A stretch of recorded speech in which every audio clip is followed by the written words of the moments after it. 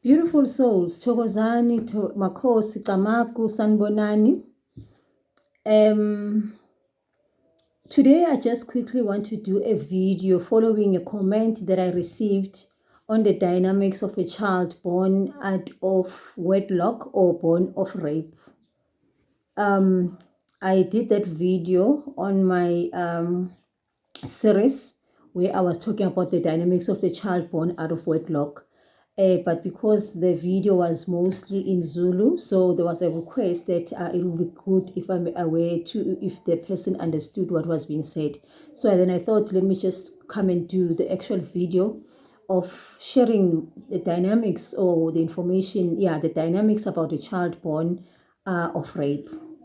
Now, what we need to understand is that rape, it comes as it's a forceful, it's a forceful entry. It's where somebody that did not get a consent from the woman to have consensual sex. So then, what then happens that then when this woman falls pregnant, she goes through a lot of emotions.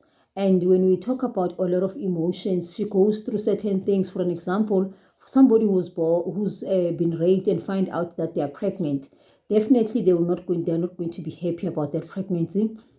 High chances are that they are going to want to get rid of that pregnancy, and they might even they hate themselves. So those emotions already, the woman will carry that energy within their womb. And now the child who was born in from that particular situation, they are most likely to take on the very same energy of from their mother.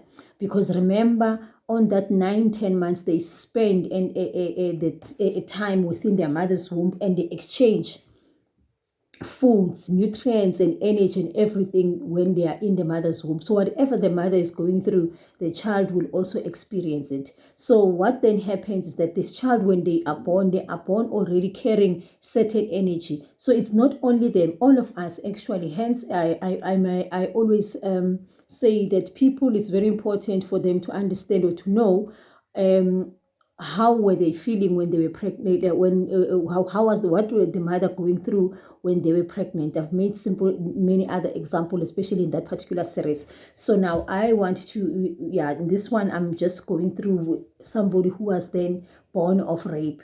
So what then will happen, this particular child is most likely to carry the very same energy that the mother experience, which is going to be the rejection, the anger, the hate, the not loving themselves, thinking there's something wrong about them, the guilt, the shame, and all of these things.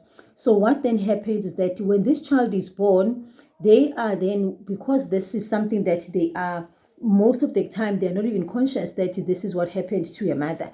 Then you will find that the mother will then hide away from the child the identity of the father. They will then say the things like, I don't know who the father is, or the father, like they will show emotions of anger whenever they are talking about the father. So those particular things, they also add onto this child's psyche, because then whoever that they are, or whoever their father is, the one that forcefully entered this woman, it is what also this child carries. So then what then happens is that this particular child will have issues as well when it gets to relationships. What type of issues? They might have their own identity crisis issues, where they feel that they do not belong in this particular place, or this particular family. Because in most cases where things like that have happened, we as women, we've got a tendency of deciding that, you know what, I'm not going to tell the child who the father is, or I'm just going to lie and tell and give them a different father.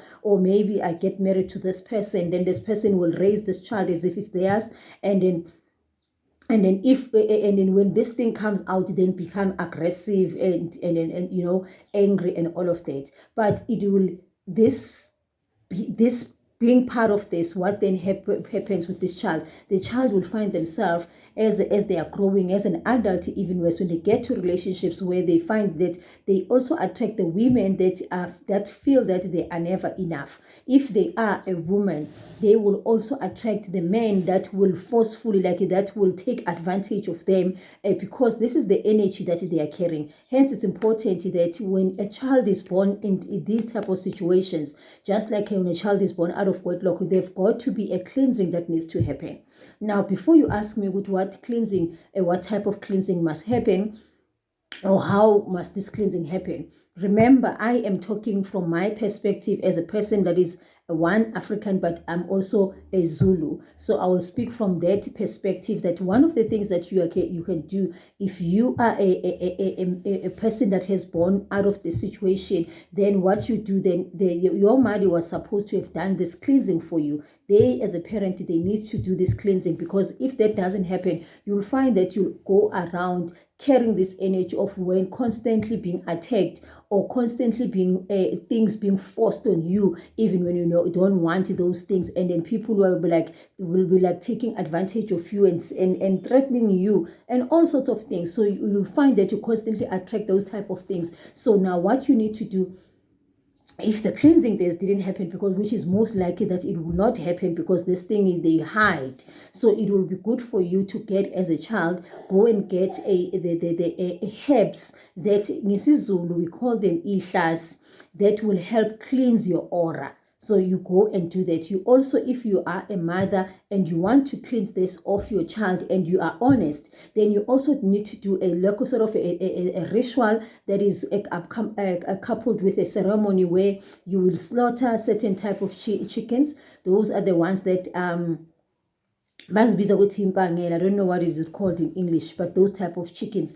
And then those are the chickens that we help remove any form of a case that is hanging over around you, especially when it comes to both your parent and your mother. So then you will use that chicken, and then they will slaughter that chicken, and you'll get the bile of the chicken and add it with these herbs that are used to cleanse your aura. And then that is what you will also then use. And then as you are doing that, obviously you also need to speak that you are cleansing off all of the this energy, and then you are clearing your aura. So it's very important that we do these things, even if when you are not conscious, you don't even know. Make it a habit for you to cleanse your aura. Make it a habit to cleanse your energetic field, because you do not know what are other things that are happening and that you are cold carrying, but you find yourself in these repetitive patterns. Then you must also make sure that you also try and